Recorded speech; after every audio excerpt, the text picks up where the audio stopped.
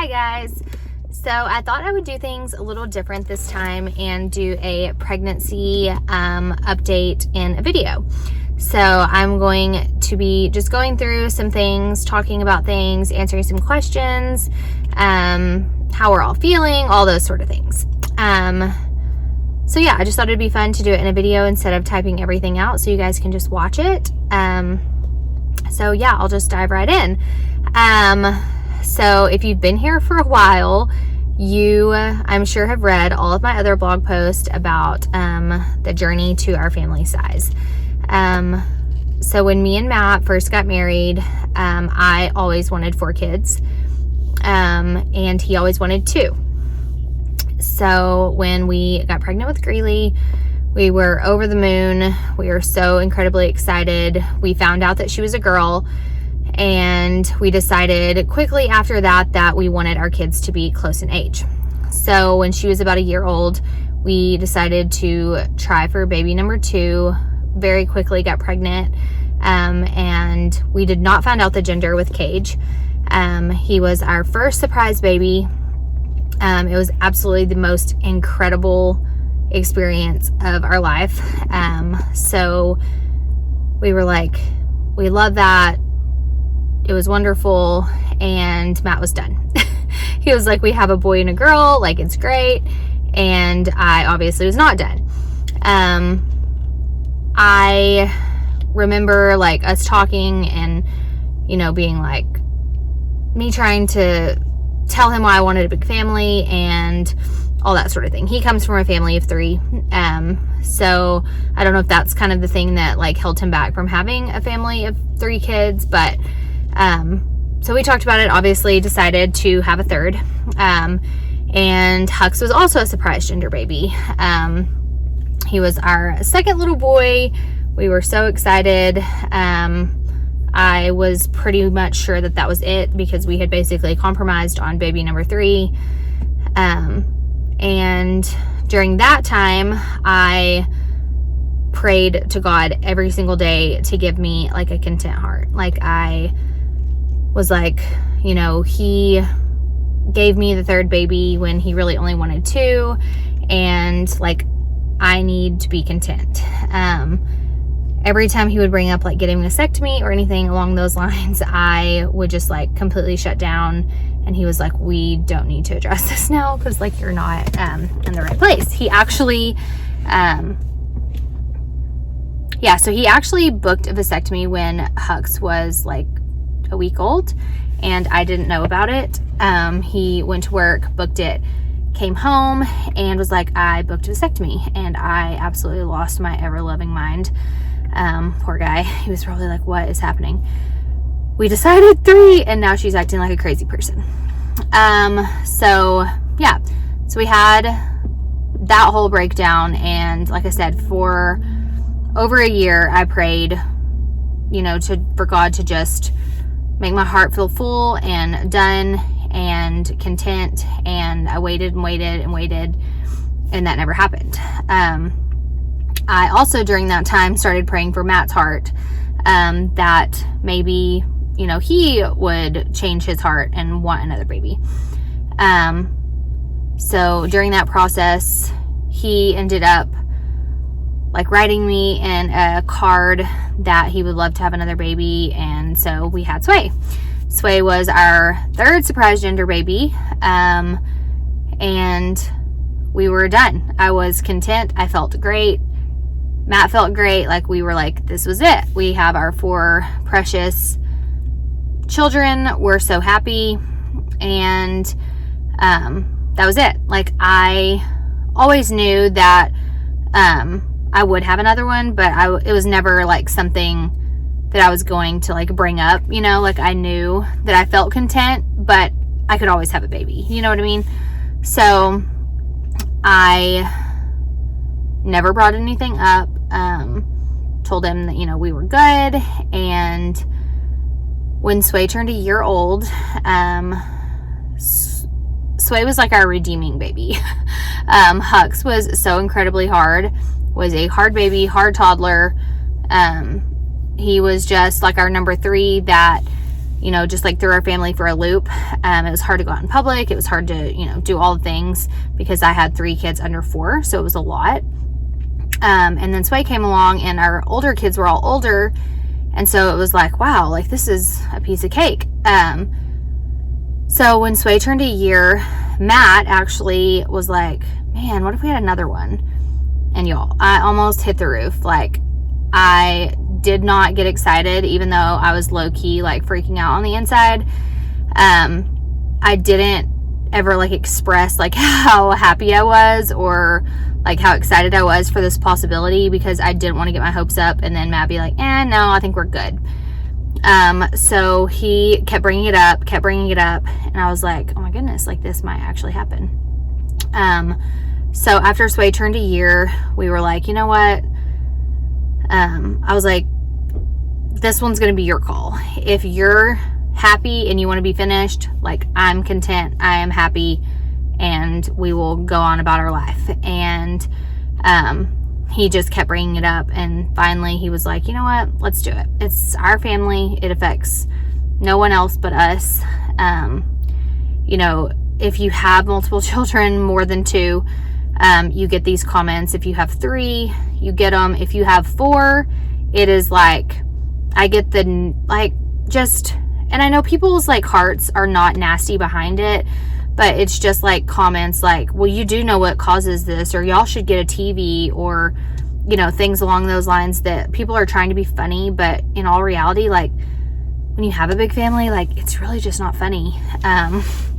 Me and Matt have heard some pretty terrible, you know, just kind of just things. Like, just don't say things like that to people. Like, it's not your family. No one else supports our kids. Like, this is a decision that we made for our family, and that was the end of it. So we, of course, didn't tell anyone we were trying. Everyone that I told, or everyone that asked me, I was like, no, we're done. Like, I just nipped it in the bud really quickly because I didn't want people's judgment. Like, I didn't want to hear it. And people already are like, oh, y'all are crazy, or y'all are this, or y'all are that. So I just didn't want to hear it. And Matt was the exact same way. Like, he was like, I'm just not telling anyone. So we started trying in June, and from June until August, those 3 months, nothing happened. We had always been able to get pregnant like super easy.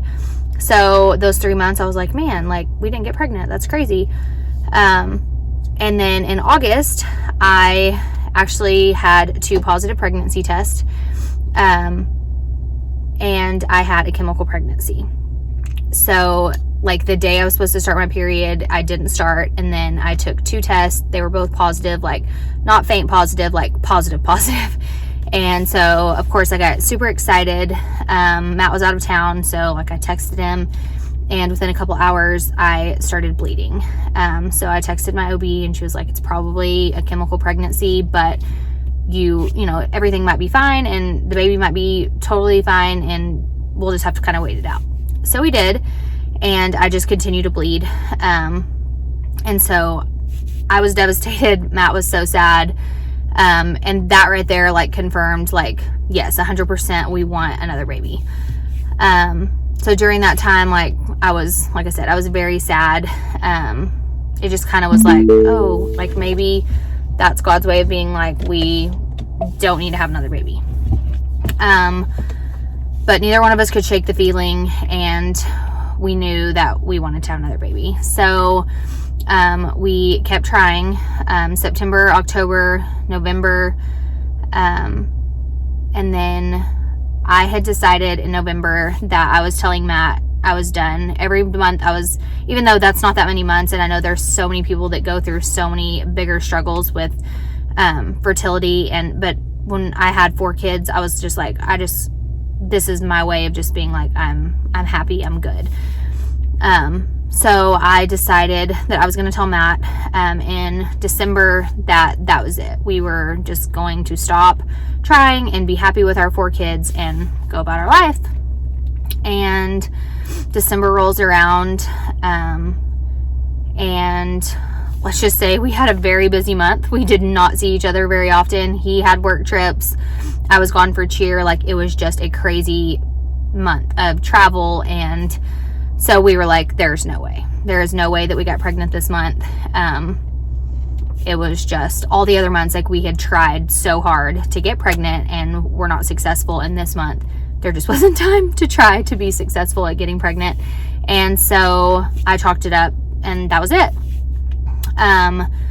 So that was in December, and December like 15th or so, I texted my Botox girl and I was like, Mandy, I want to come get some Botox. Sorry, I had to start the video over.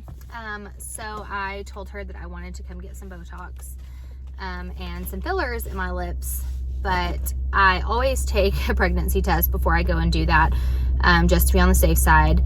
And so that was on the 15th, and she was like, I can get you on the 17th. And so I was like, perfect. So on the 17th morning, I had a field trip with Greeley. I woke up that morning and I was like, you know what, I'm gonna go ahead and take a pregnancy test this morning so that when I get done with the field trip, I can just immediately go to Mandy's and I'll know, and it's like first morning urine and all that stuff. So I took the pregnancy test, put it down, went to my closet, got dressed.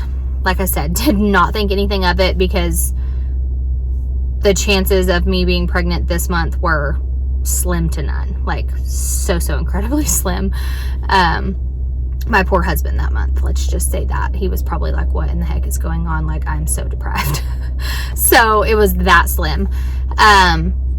So I went about my morning, went back to my pregnancy test, and I started freaking out because it was most definitely positive, and I cannot even explain how excited I was in that moment.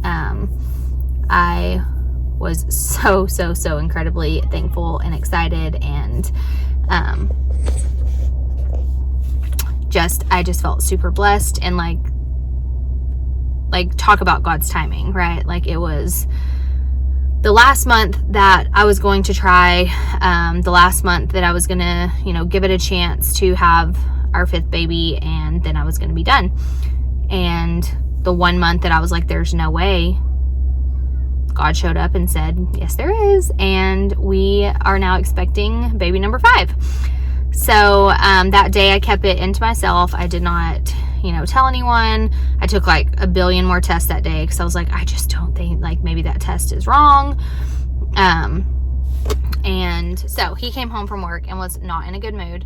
I'm just gonna be brutally honest. He had a terrible day at work and had gotten some really just crappy news about his job, and so he was like not in a good place to find out that he was about to have another little baby to support for the rest of its life. So I was like, nope, I'm holding this one in. So I kept it to myself until the following day.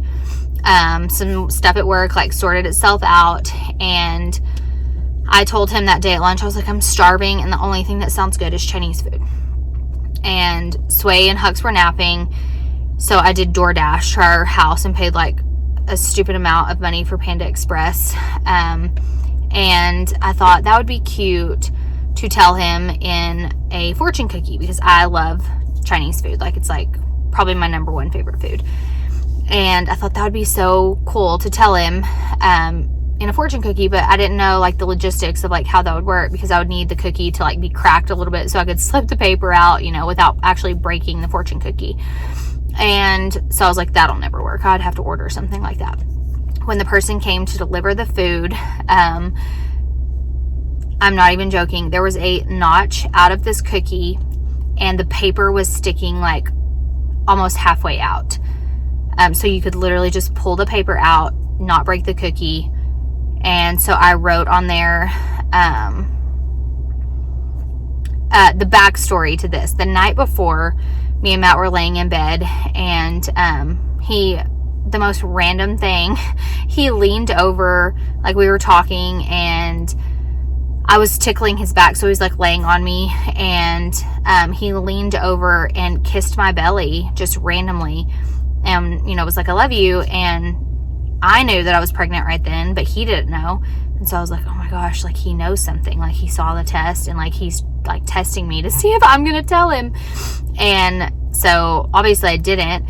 And then the next day, so I wrote on the fortune cookie, I was like, from the moment you kissed me last night, I knew we'd love each other forever.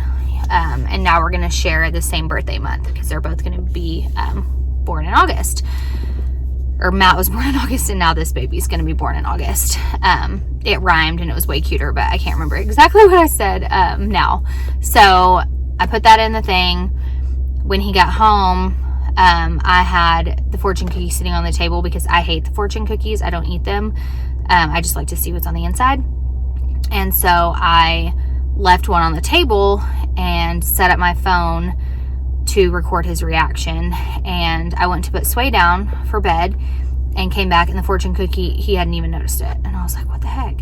So I told him, I was like, hey, that fortune cookie, like, see what yours says. Mine said, and I can't even remember what mine said. And he was like, oh, okay, yeah. So he opens it up, and of course he reads the back, and I'll post a like snip of the video here because it was hilarious. He was like, what? How did that happen? Because like I said, it was not the month. It was not the month that we were thinking by any means there was any chance that we were going to get pregnant with a little baby. So yeah, it was just really funny because he was like, there's no way. Like, there's just no way. And I was like, well, there obviously is a way because we're definitely pregnant. So we try to decide if we were going to like keep it to ourselves for how long, blah, blah, blah.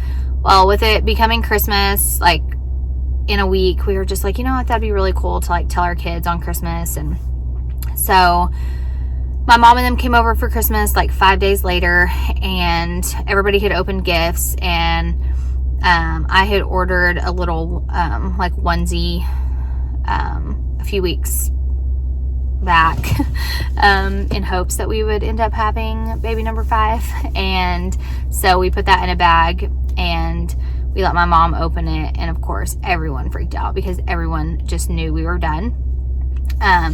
Everybody obviously was super excited. The kids were excited. I actually think Cage cried, or Hux. It might have been Hux. I can't remember, because we told them we had one last like surprise, and they were thinking it was like a Christmas like toy.